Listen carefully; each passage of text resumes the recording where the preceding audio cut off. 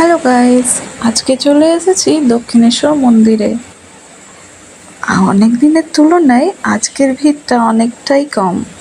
না হলে এইগুলোতে এই যে লোকগুলো দেখছো এগুলো অনেক বেশি থাকে আর লাইন পড়ে সেই যে ব্রিজের উপর থেকে। আমাদেরকে অতটাও লাইনে লাগতে হয়নি।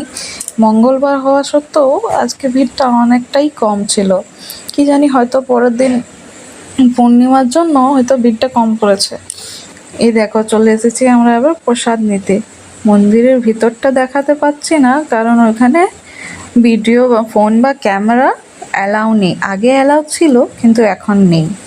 আর এই দেখো এটা হচ্ছে বাইরেটা, এখানে একটু মেলা বসে।